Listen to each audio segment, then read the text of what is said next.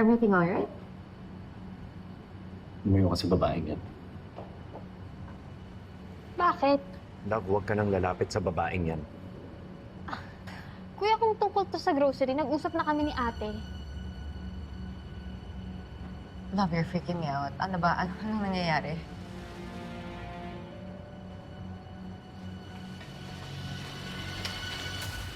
Nakuha ko to sa mga gamit niya. Bakit mo pinapakialaman yung mga gamit ko? Invasion of privacy yan, ah! Teka lang. So, sa'yo to? Bakit ka may kutsilyo, pati may dugo sa loob ng kwarto mo? Nagugulan ako sa inyo ng dalawa. Ano to? Ano, Angel? Ako ba magsasabi o ikaw? Hindi ko alam yung sinasabi mo. May kinalaman yung kapatid mo sa pagkawala ni Trixie.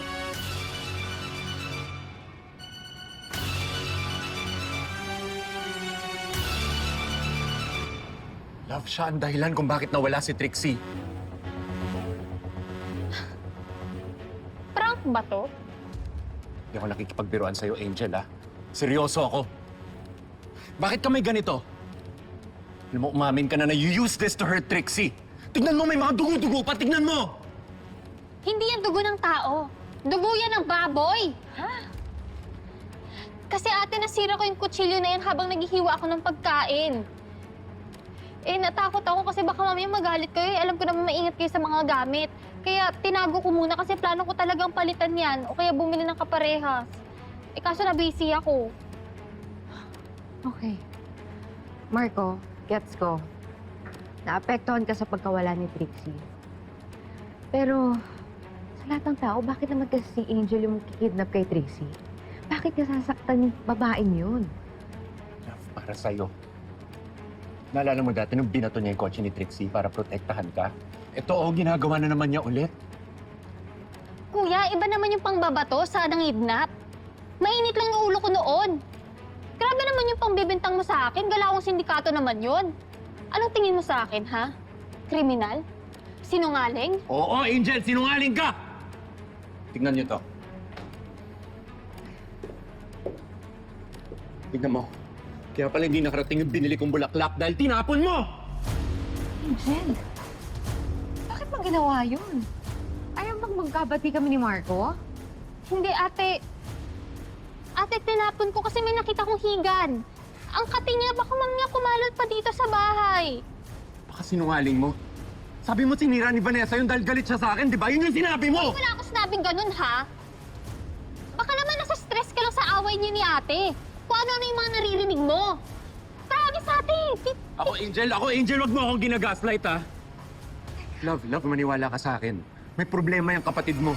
Teka, ano ba? Nagugulan ako sa inyong dalawa. Sino bang paniniwala ako sa inyong dalawa? Ilang taon na tayo magkasama.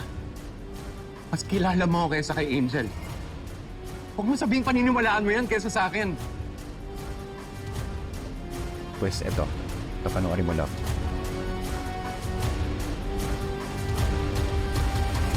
Ako yan sa labas ng bahay mo nung gabing nawawala si Trixie. Tingnan mo kung anong oras na dumating si Angel. Mag-uumaga na. Ngayon ang tanong, saan ka galing?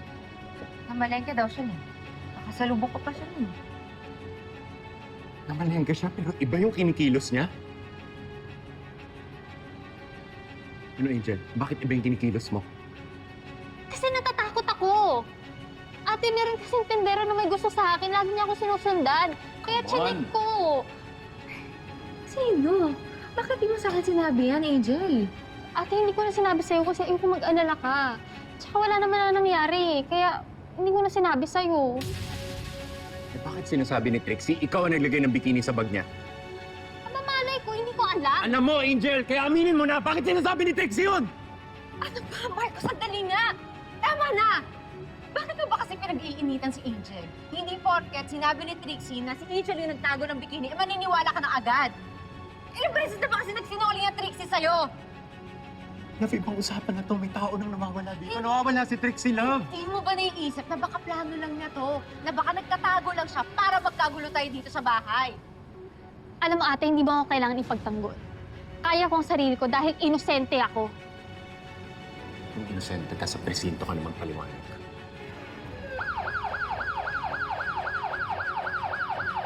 ano yun? Andiyan yung mga polis, sinusundo ka.